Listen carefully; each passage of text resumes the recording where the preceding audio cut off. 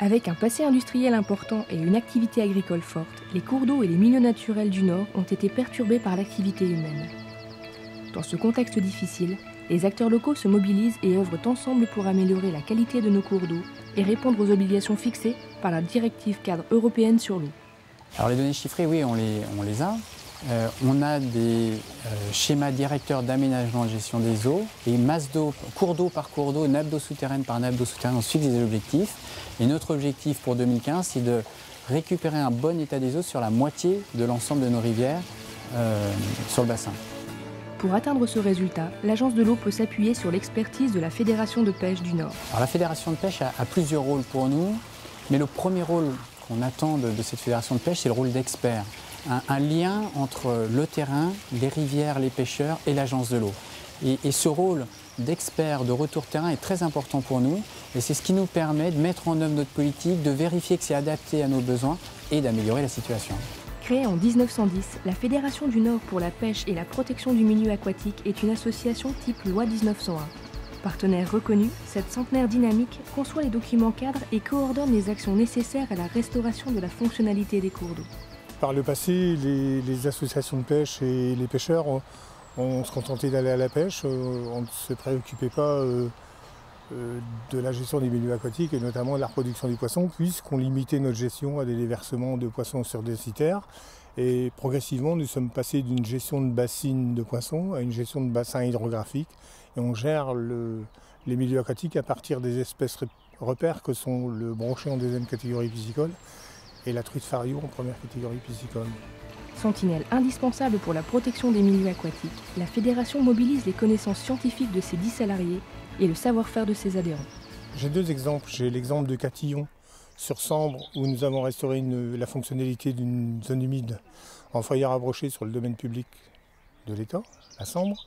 Et un deuxième exemple, c'est la zone du Petit Miloir à Anor, sur un site classé Natura 2000, qui a été restauré en 2003 avec des partenaires tels que le Parc naturel de l'Avesnois, la commune d'Anor, Conseil régional, l'Agence de l'eau.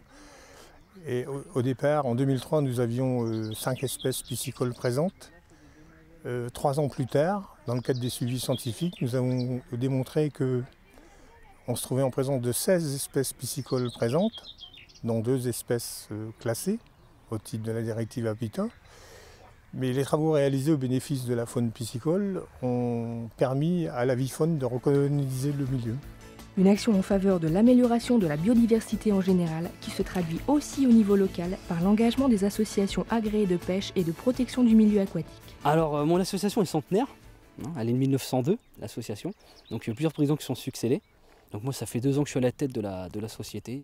Donc on fait des réunions, on essaie de programmer des travaux pour améliorer le cadre, soit du pêcheur, soit le cadre du poisson, faire des frayères naturelles, nettoyage de berges, débroussaillage, ainsi de suite. Ça sert à ça, quoi. Conscient des évolutions des modes de vie et de la disparition de l'apprentissage de la pêche au sein de la famille, la Fédération propose également des ateliers pêche nature. Ça s'adresse à tout le monde. On travaille plus facilement avec des jeunes, donc des jeunes qui viennent des écoles ou des centres de loisirs, ou aussi les mercredis comme là à l'occasion. Mais on peut aussi travailler avec des adultes lors de manifestations ou lors de grandes activités pêche qu'on peut mettre en place au niveau de la fédération. Donc c'est vraiment une activité qui est ouverte à tout le monde. On est juste sur de l'initiation, on ne fait pas du perfectionnement, on ne les emmène pas sur des concours de pêche. Donc on leur montre pour la pêche ici tout ce qui est montage de ligne, tout ce qui va être l'amorce, tout ce qui concerne la pêche en fait. Loisir pour certains, sport pour d'autres. Grâce à l'évolution des techniques et du matériel, la pêche s'éloigne chaque jour un peu plus des stéréotypes et prend des formes de plus en plus variées.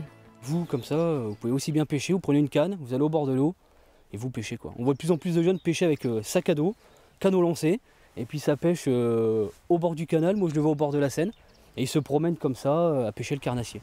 Mais bon, il y a de plus en plus de jeunes et de femmes surtout, il faut bien voir qu'il y a beaucoup de femmes aussi qui sont au bord de l'eau. Une tendance confirmée par Angélique Lotissier. En fait, j'ai commencé quand j'étais petite avec mon grand-père à pêcher au cou. Et ensuite, plus tard, je me suis mis donc à la pêche au carnassier après une initiation en fait à la pêche. Qu'est-ce qui m'intéresse déjà, c'est pour être proche de la nature, puisqu'on est au calme le plus souvent, et puis c'est aussi, ça permet aussi de se détendre. Alors si vous aussi vous avez envie de tenter l'expérience, n'hésitez pas à prendre contact avec la Fédération du Nord pour la pêche et la protection du milieu aquatique ou à vous rendre sur son site internet.